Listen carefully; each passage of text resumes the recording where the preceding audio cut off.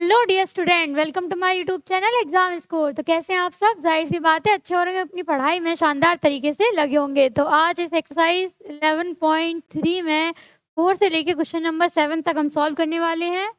तो देखिए हमारा क्वेश्चन नंबर 4 क्या है, बिना किसी देरी के फटाफट देखते हैं।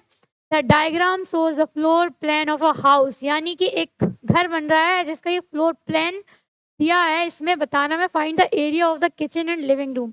इस लिविंग रूम और इस किचन का एरिया हमसे पूछ लिया है। क्या पूछा हमसे? एरिया। तो तुरंत देखेंगे एरिया निकालने में हमें कोई दिक्कत नहीं होनी चाहिए, क्योंकि यहाँ इसकी लेंथ हमें दे रखी है 20 और ये भी दे रखा है हमें, तो कोई तकलीफ नहीं होनी चाहिए हमें। फटाफट निकाल लेंगे हम। तो पहले निकालेंगे, देखेंगे क्वेश्चन नंबर 4 किस किस का पूछा है, किचन का एंड लिविंग रूम का। लिखेंगे the area of kitchen, kitchen का एरिया। किचन, पहले किचन का शेप देखिए हमारा, ये एक रेक्टेंगल, रेक्टेंगल शेप है। कौन सा? रेक्टेंगल। तो रेक्टेंगल का एरिया हमारा क्या होता है? Length to breadth. तो इसमें हमें एल और बी फाइंड करनी है। ये टोटल लेंथ कितनी दे रखी है? 20 टोटल दे रखी है, सिर्फ किचन की नहीं, उसमें डाइनिंग रूम भी ऐड है।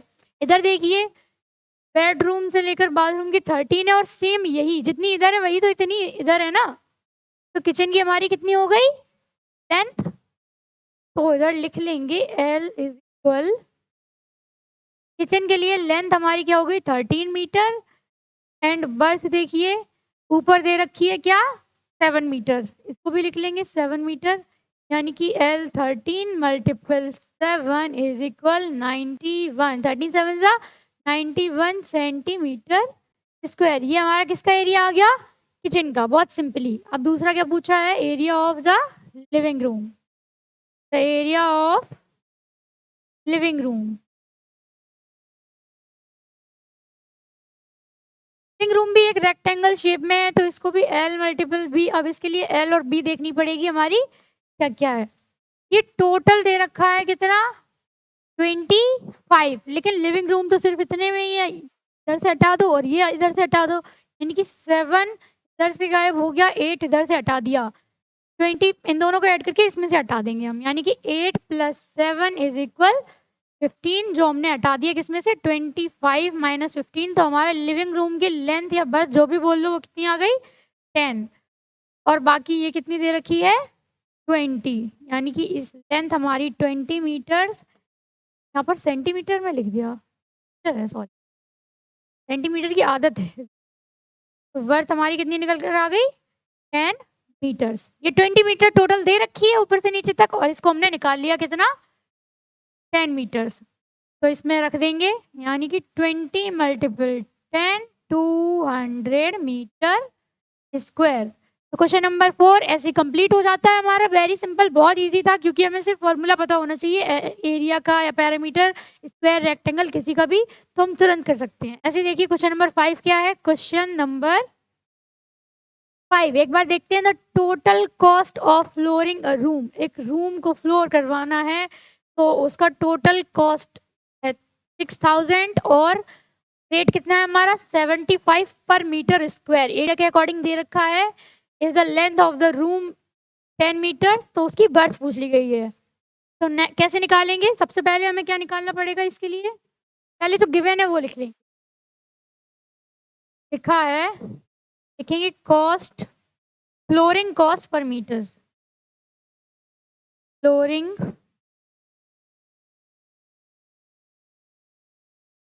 Spelling cost per metre is equal, कितने रुपीज है? 75। टोटल कितना दे रखा है हमें? 6000 रुपीज। तो इसमें कितने मीटर हो जाएगी? पर मीटर, 1 मीटर पे इतना है। टोटल के अपॉन में कितना कर देंगे? 75, तो निकल कर आएगा ये कितने मीटर पर है। कर दीजिए।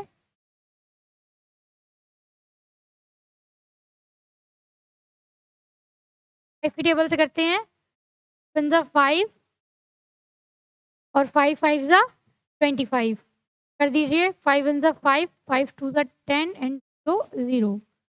फिर से करिए 5 3 ज़ा 50 एंड 5 टू ज़ा 10, 5 4 ज़ा 20 0, 3 वन ज़ा 3, 8 ज़ा 24 एंड कितना निकल कर आ गया हमारा 80। आगे करेंगे, ये 80 कितना निकला है 80 मीटर्स निकल कर आ गया, यानी कि 80 मीटर अगर फ्लोर होगा तो उस पर फ्लोरिंग करा 1000।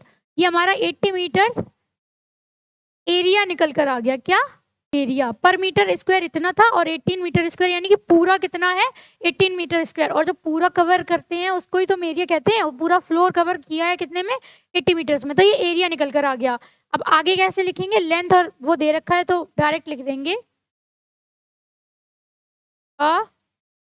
Area of the room, room का एरिया यानी L इंटू बी। और ये हमारे पास कितनी है एरिया टोटल कितना है 80 मीटर स्क्वायर और लेंथ दे रखी है कितनी 10 मीटर्स एंड बर्थ हमें पता नहीं है उसको बी छोड़ देंगे। मीटर से मीटर स्क्वायर का स्क्वायर खत्म यानी 80/10 मीटर इज इक्वल बर्थ 0 से 0 कैंसिल यानी कि हमारी बर्थ क्या निकल कर आ गई 8 मीटर। ये हमारे क्वेश्चन नंबर 5 का फाइनल आंसर हो जाता है। बहुत इजीली आप इसको कर सकते हैं। नेक्स्ट क्वेश्चन देखते हैं, उससे पहले स्क्रीनशॉट ले लें या एक बार आप समझ लें अच्छे से।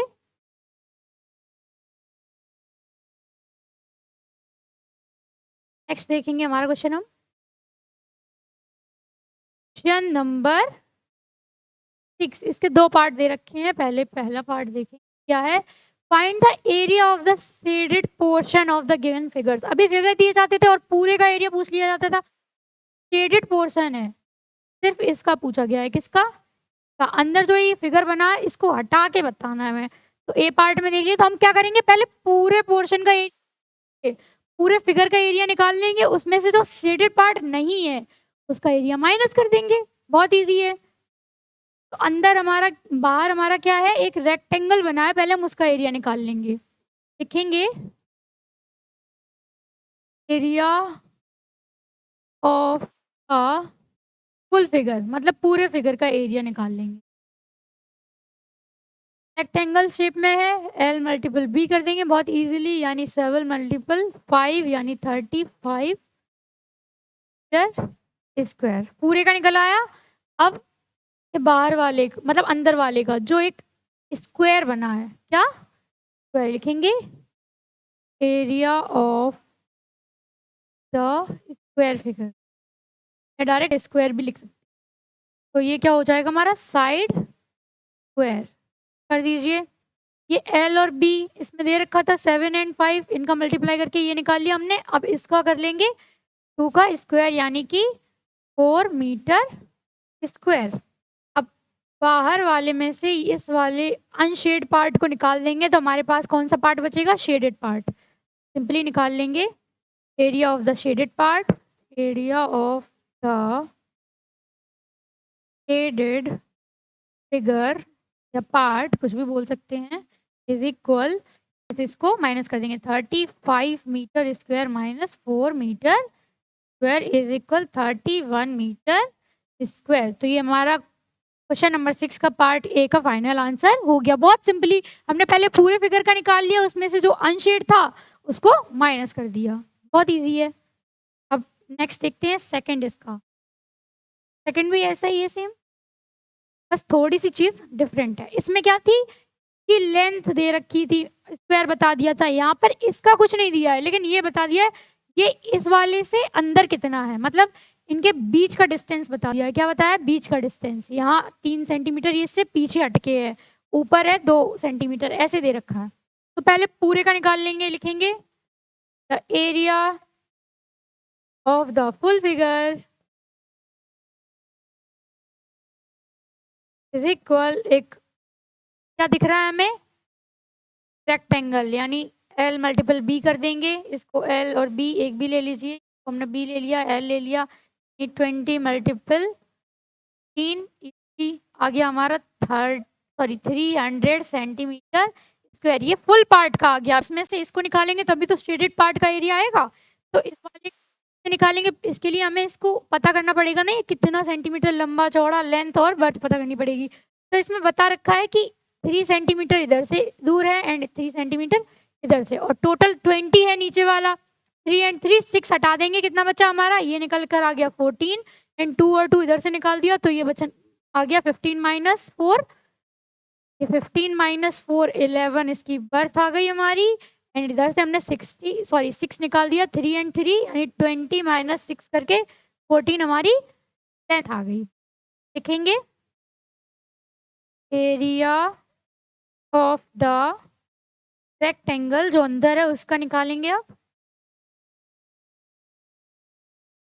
L into b is equal 14 multiple 11 multiply कर दीजिए 11 4 जा 44 11 1 जा 11 एंड 4 15 यानी 154 सेंटीमीटर स्क्वायर। ये अंदर वाले का एरिया आ गया और बाहर वाले में से अंदर वाले को माइनस कर देंगे तो शेडेड पोर्शन का आ जाएगा।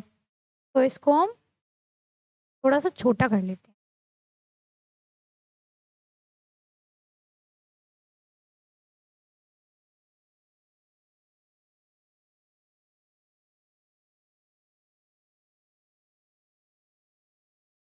आगे इधर कर देंगे, लिखेंगे area of this shaded portion,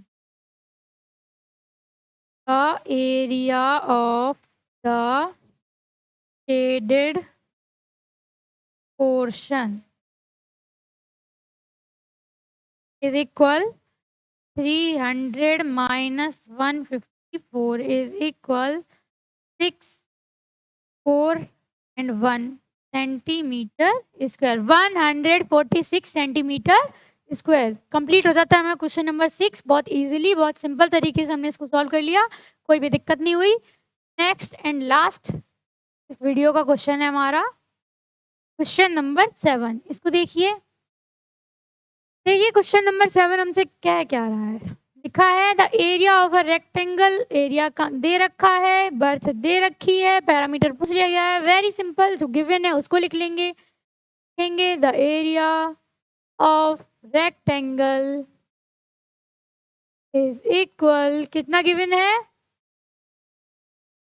इसका फॉर्मूला क्या होता है वो लिख लीजिए, L इंटू बी सिंपली, और गिवन क्या है 750 मीटर स्क्वायर एंड बर्थ दे रखी है कितनी 25 मीटर्स। मीटर से स्क्वायर कैंसिल कर दीजिए, 750 upon 25 is equal length 30 metre is equal length. Length आ गई 30 मीटर। अब पैरामीटर का फॉर्मूला लगाकर इसको वेरी सिंपल तरीके से, कोई डिफिकल्टी नहीं होनी चाहिए।